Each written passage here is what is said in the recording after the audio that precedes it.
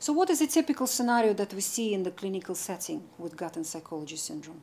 Before I talk about the health of the child, whether the child is young or whether the child is grown up, maybe 25, 35, it is still important to talk to the parents. Before I talk about the health of the child, I ask questions about the health of the parents, mother in particular. And what I find that almost 100% of moms of patients with gut and psychology syndrome have got very abnormal gut flora themselves. Why is it important?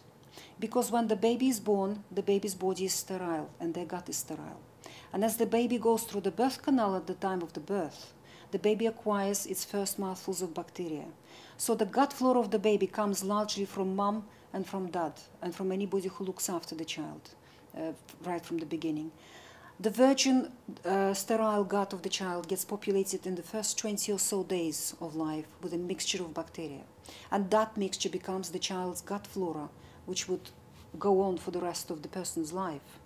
And if the child acquires abnormal gut flora right from the start, what happens? First of all, the digestive system suffers. It cannot function appropriately. It cannot digest and absorb foods appropriately.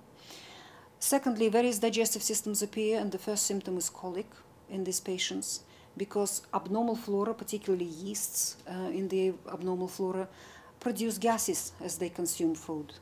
And as a bubble of gas accumulates in any particular part of the digestive tract of the child, it stretches the wall of the digestive tract and causes cramps. So the baby will be screaming until that gas dissipates or moves to another area of the digestive tract. So colic in an infant is a clear indication of abnormal gut flora and should be an alarm bell for the parents and for the medical professionals to do something about it, to straighten it up, to supplement good probiotic bacteria. Then later on, as these children grow up, they are exposed to a lot of courses of antibiotics. Why? Because a baby is born with an immature immune system. This establishment of normal gut flora in the first 20 days of life plays a crucial role in appropriate maturation of their immune system. If that doesn't happen, if the baby acquires abnormal mixture of microbes from mom, then the baby is left with a compromised immune system.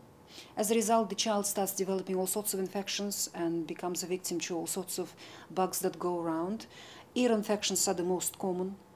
Chest infections, impetigo, and other infections are less common amongst these children. And of course, antibiotics are prescribed. Every course of antibiotics would wipe out the beneficial bacteria in the digestive tract of the child, because they're very vulnerable to broad-spectrum antibiotics. They do recover, but it takes them on average between 2 weeks to 2 months to recover. And that's a window of opportunity for all the pathogens which were already there to spread out, to grow into large colonies and occupy large areas. So with every course of antibiotics, the gut dysbiosis, the abnormal gut flora, becomes more and more of a problem for the child.